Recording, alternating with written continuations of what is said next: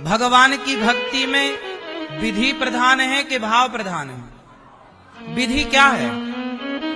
पहले भोग लगाएं कि पहले आरती करें कि पहले फूल चढ़ाएं, ये तो हो गई विधि। नहा के ही पूजा करें, ये हो गई विधि। लेकिन एक होता है भाव। क्या होता है? और जहां भाव होता है ना, वहां फिर ये नहीं देखा जाता कि छिलका है कि फल है, बेर जूठे हैं कि साजे हैं, चावल कच्चा है कि पका है। सुदामा के कच्चे चावल, विदुरानी के जूठे, विदुरानी के छिलके और शबरी के जूठे बेर। भगवान ने इन तीनों के भाव को देखा है, इन तीनों के विधि को नहीं देखा। बात सही है? विधि विधान से पूजा करो, लोग कहते हैं ना विधि विधान से पूजा। यदि आपकी विधि अच्छी है, आपका विधान अच्छा है, विधि विधान से आपने पूजा की पर भाव था ही नहीं, तो विधि की पूजा कर क्या लेगी? निष्फल है वो पूजा जिसमें विधि तो है, विधान तो है, पर भाव नहीं। इसलिए विधि भी हो, विधान भी हो और भाव भी हो।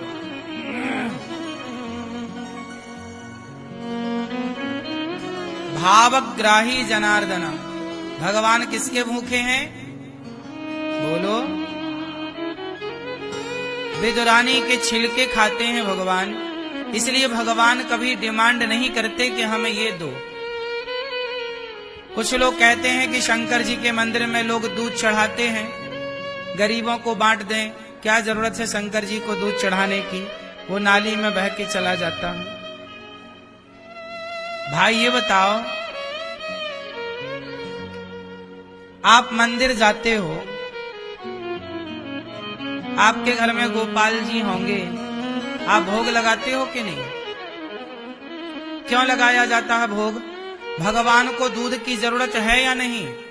भोग की जरूरत है या नहीं? बोलो। भगवान को किसी चीज की आवश्यकता नहीं, परंतु जब भक्त भाव रखता है कि मैं दाल चावल सब्जी रोटी मेरे घर बनी है तो पहले मैं ना खाऊं, पहले मैं अपने घर में बैठे भगवान को खिलाऊं, क्योंकि उनकी कृपा से मेरे घर में दाल चावल सब्जी रोटी बन रही है।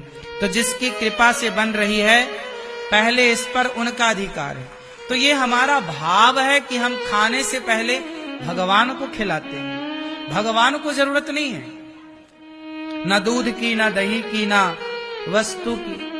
भगवान को तो जरूरत नहीं है, पर भक्त अपनी ओर से भाव प्रकट करता है कि मैं पहले भोग लगाऊं फिर खाऊं। ये आपका भाव है और इसी भाव को भगवान स्वीकार करते हैं। भगवान को दूध की थोड़ी आवश्यकता है। शंकर जी थोड़ी कहते हैं कि हमारे ऊपर दूध चढ़ाओ। ये तो भक्त की इच्छा है कि हमारे घर में इतना दूध होता है, तो चलो थोड़ा शंकर जी को भी समर्पित कर दें। पहले तो दूध की नदियां बहती थी घर घर। नदियां मतलब बहुत दूध होता था। सबके घर में 20-20 गाय थी, 50-50 गाय थी। दूध बहुत था, खाए नहीं खबता था, पिए ना पिबता था दूध दही। तो लोग शंकर जी पे चढ़ाते हैं भाव से कि भाई प्रभु आपकी कृपा से घर में गैया मैया है, तो पहले आप भोग लगाओ। ये तो भाव है। अब कुछ लोग कहते हैं यार दूध तुम चढ़ाते हो वो तो वेस्ट होता है। इसका मतलब है कि तुम ये स्वीकार करते ही नहीं कि शंकर जी ग्रहण करते हैं। तुम्हारे लिए वो पत्थर है, तुम्हारे लिए पत्थर को क्या दूध की आवश्यकता। लेकिन जब भाव, अच्छा ये बताओ, बाजार में मिलता है नारियल, लेकिन वही नारियल जब भगवान को समर्पित हो जाता है तो वो नारियल नहीं रह जाता, क्या बन जाता है? प्रसाद बन जाता। भाव बदल गया ना। उसी तरह यदि आप ये मानते हो कि ये पत्थर की मूर्ति है, तो फिर पत्थर मानते हो तो दूध पत्थर को क्यों चढ़ाना? जब आप ये मानो कि ये भगवान है और भगवान मानकर जब चढ़ाओगे कि भगवान स्वीकार करेंगे, तब तो चढ़ाना सार्थक हुआ, वरना तो फिर पत्थर में दूध कौन फेंके भाई। अब आजकल भाव तो हो गया खत्म, जब भाव हो गया खत्म तो बचा पत्थर, तो फिर बहता हुआ दूध दिखाई पड़ रहा है। लोग ऑब्जेक्शन ले रहे हैं कि भाई वो दूध गरीबों में बांटो, गरीबों में बांटो, बांटना बुरा नहीं है। गौरी गोपाल आश्रम में तो हजारों भक्त नित्य प्रसाद पाते हैं, गरीब अमीर सबको प्रसाद मिल रहा है। लेकिन ये भाव की बातें हैं, अब ये कैसे समझाएं हम लोगों को, नहीं समझा सकते ना। कुछ चीजें समझाई नहीं जा सकती, अनुभव किया जा सकता है। बताओ, प्रहलाद का भाव था कि खंबे में भगवान है, तो खंबे से भगवान प्रकट हुए कि नहीं? फिर इसलिए पानी तो पानी होता है, पर जब भगवान को नहलाओ तो वो नहलाने के बाद पानी क्या बन जाता है? चरणामृत बन जाता है। यात्रा तो यात्रा होती है, लेकिन जब वो भगवान से जुड़ जाती है यात्रा, तो वही तीर्थ यात्रा बन जाती है। भाव बन गया ना कि हम तीर्थ जा रहे हैं, बाकी खर्चा वर्चा तो सब वही लगा है ना। इसलिए भाव को, अच्छा ये बताओ, ये क्या है? जोर से, इसमें क्या है? आप बताओ, इसमें क्या है? हैं? सुगंध है, और क्या है इसमें? और क्या है? हैं? चश्मा वाली मैया, इसमें सुगंध है, और क्या है? भाव। काय का भाव है? ठीक है, आपका भाव है कि आप चढ़ाएं, और क्या है? रंग भी तो है, ये भी तो बताओ, और क्या है? हैं? इसमें एक चीज और है जो शायद आप लोग नहीं देख पा रहे हैं, और वो आपको दिखेगी भी नहीं।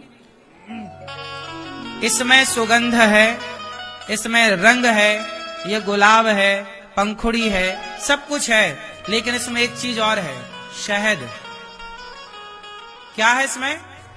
शहद, हनी है कि नहीं है? क्या है इसके अंदर? है कि नहीं? पहले बताओ, है या नहीं? इसके भीतर शहद भी है, परंतु ये बताओ कि शहद इसके भीतर की निकाल कौन सकता है? कोई मशीन बनी है जो पुष्प की शहद निकाल ले?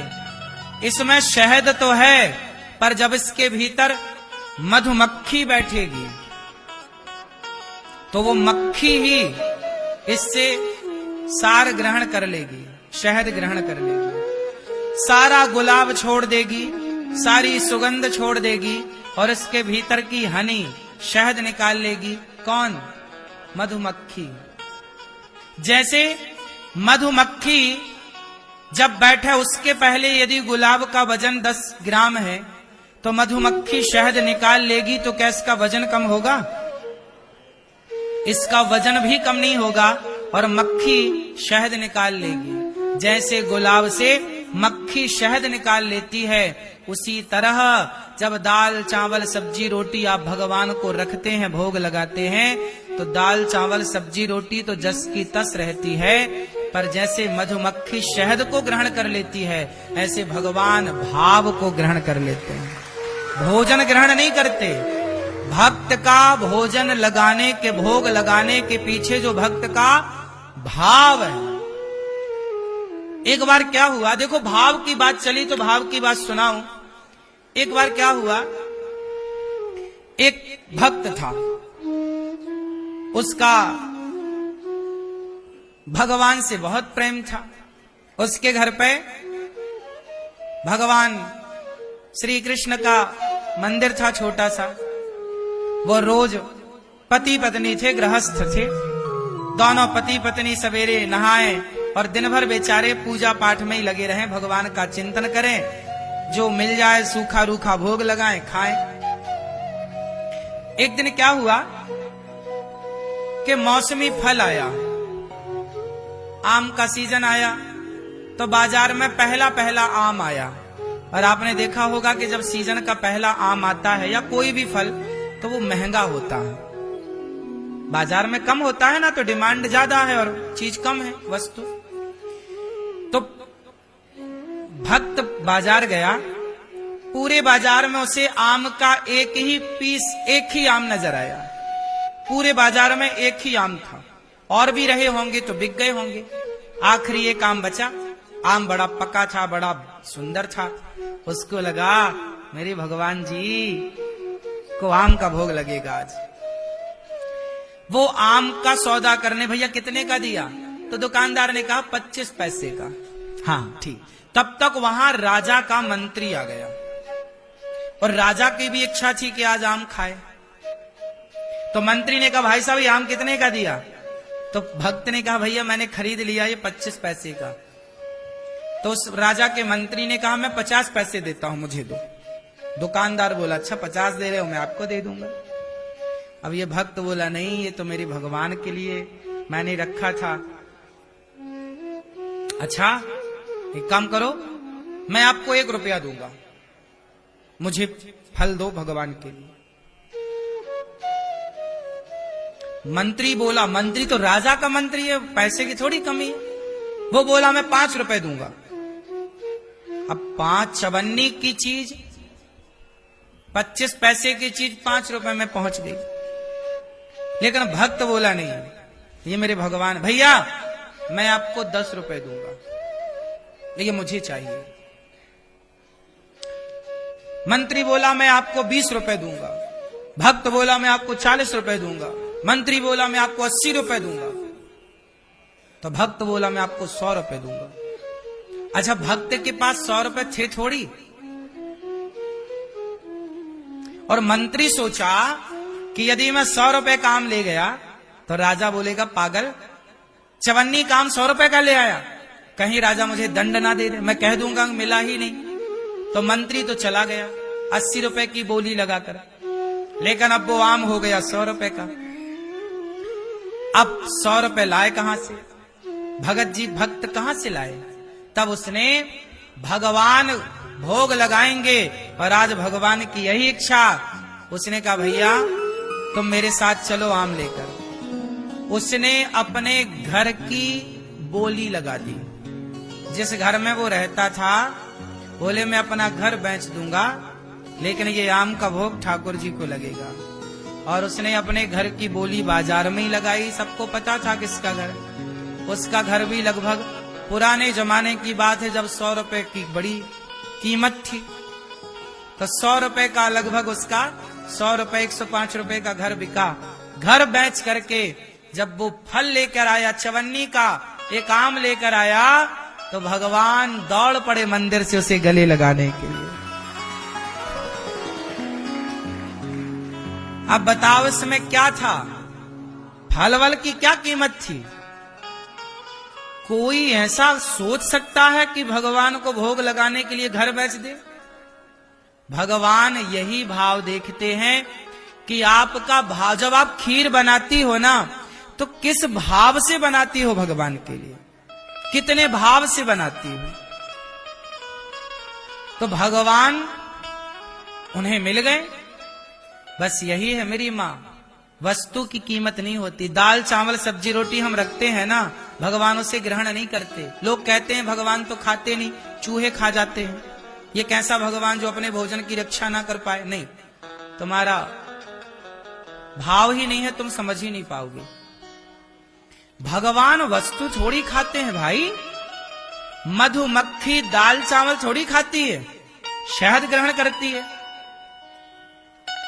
भौरा रस ग्रहण करता है।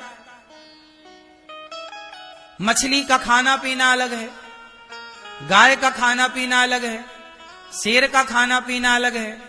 उसी तरह भगवान का खाना पीना अलग है। भगवान भक्त के भीतर के भाव को खाते हैं, वही ग्रहण। भाव का भूखा हूं मैं, भाव ही एक सार है, और भाव से भजले मुझे तो भव से बेड़ा रोज़ाना इसी तरह का वीडियो देखने के लिए आप लोग हमारे इस चैनल से ज़रूर जुड़े रहें और चैनल को सब्सक्राइब कर लें दोस्तों।